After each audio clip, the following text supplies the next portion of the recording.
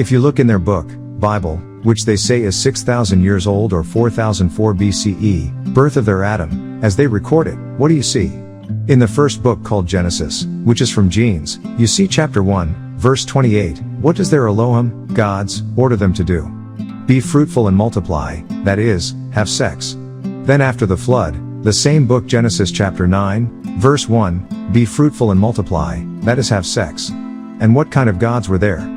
Just read the same book chapter 6, verses 1 to 4, their sons came down from above. And what did these sons of God, demigods do? Raped humanoid women, had sex. So to them it's all about lust, lustfulness, sex. Look at this Caucasoid world, it's all about sex. All around you, and if you're not into it you're a cult and they must stop your growth. And they always use what, to break down your leaders? Jannahs, sex. In some way they fit sex into every black man's case. They live by sexual pleasures or their Garden of Eden, pleasures, 6,000 years ago.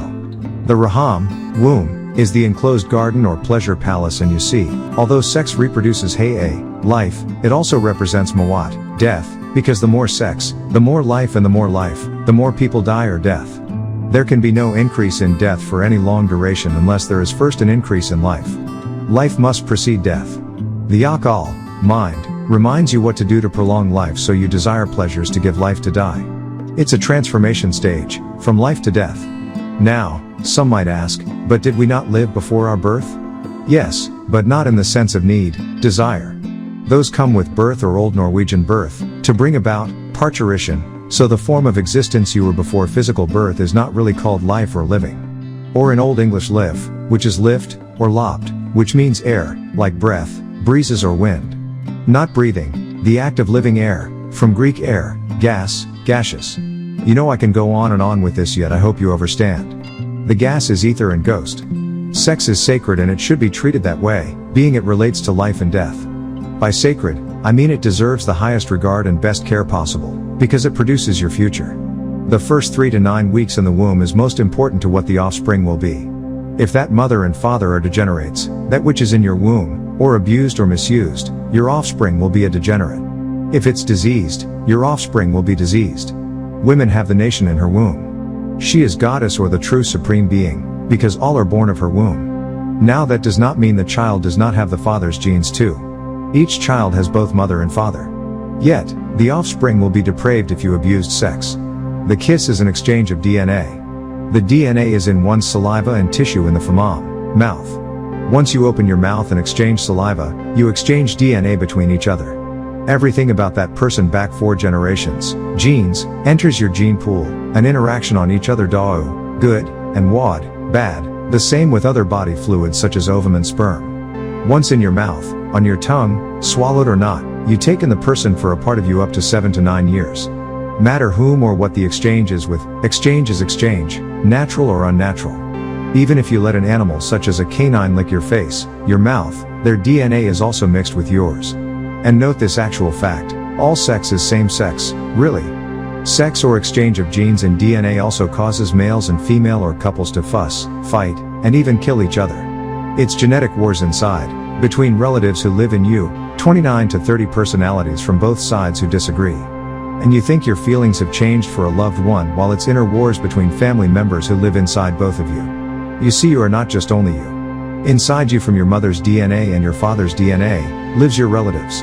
Those who relate to you by damam, blood, and ka, spirit, live in the heat of the blood.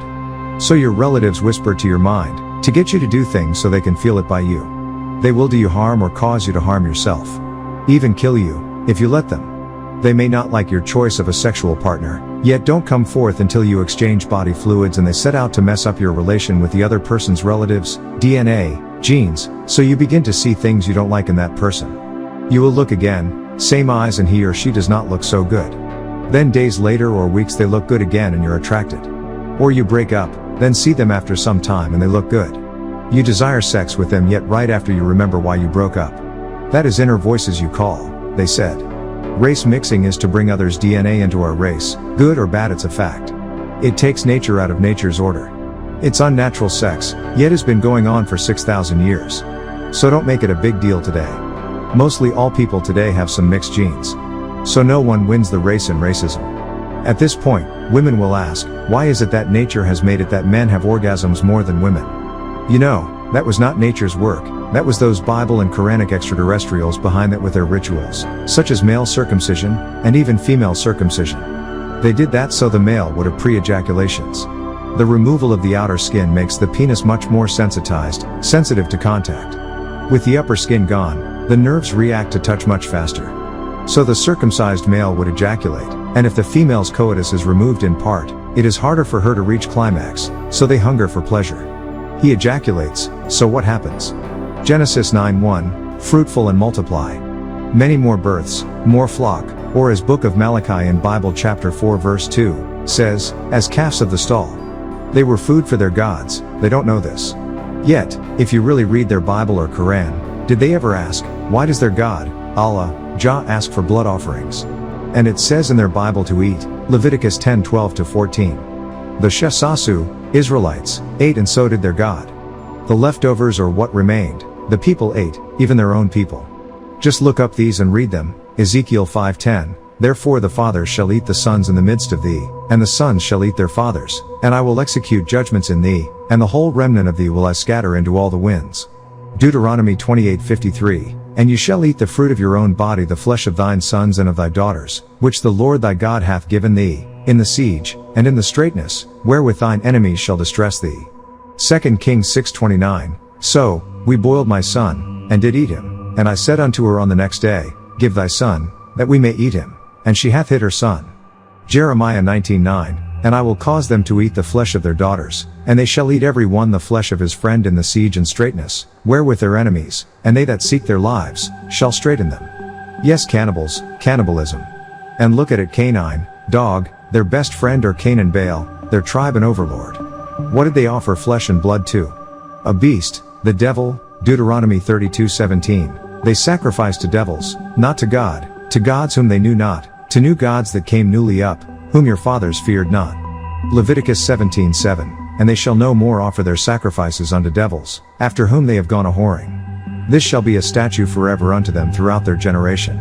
So why have our people who read the Bible and or Quran never just ask, why does an unseen being, an unseen God, need and love the smell of cooking flesh?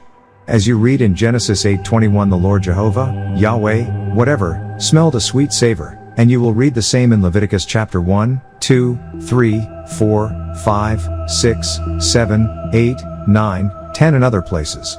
Why does their God, Allah, ask them to kill animals, sprinkle blood on altars, cut up flesh with bread and spices if he needs food and eats animals? Genesis 18:1-8, he eats humans. They returned in 2000 AD for food. They took 144,000 mukasu, caucasoids, from Alaska to eat, and returned again for much more in 2012 AD. The planet, according to them, should only have a population of 500 million. Anything over that amount must be abducted for food, just as a farmer and his flock, who must eat or sell waste his surplus. It's right in their Bible. And we as a Fefre Kaju, Africans, are protected by our Salafu, ancestors, except those of us who chose to follow them, live in their image. They will be taken as bara, food, also. Why do you think it's always caucasoids being abducted or gone or missing all the time? All people came from Africa, yet, much mixing of earth blood as well as extraterrestrials' blood has separated us by blood type and DNA, which can easily be seen, as well as by tone and body frequencies. Each race is linked to their own frequency. For example, during the Tower of Babel of Genesis 11. It was really about the people being on one frequency, one speech, even the same articulation, so that they could be controlled by Enlil. It was never about the tower itself. They could have destroyed that from above. It was about the power of the tones, language, tonguage or speech. Once they were on a different frequency, that's what made Enlil and his sons Nanner and Ninurta come down to see that the people were doing. Nimrod was the son of Cush, who moved out of Napata and took a wife from Mesopotamia, making Nimrod a Gibor or demigod. Genesis 10:8, and Cush begat Nimrod, he began to be a mighty one Gibor, Hebrew Strong's 1368, in the earth. So although Numat Re'eh, Nimrod, himself was mixed, he spoke Napatan, pure tones. Nimrod brought the ancient language of Napata back and gave it to his people. In Genesis 11:4, and they said, Go to, let us build us a city and a tower, whose top may reach unto heaven, and let us make us a name, lest we be scattered abroad upon the face of the whole earth. The tone is what opens the door to your heart. If you open up to a malevolent being, they can enter in and take control of your mind.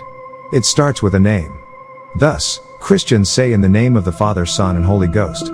Jews say Shema Yisrael, fear Israel, and Muslims say in the name of Allah, God. Nimrod came and taught them a new language, new names, and the Anunnaki knew this would break the spell and control they had over the minds of these people. This changed the frequency.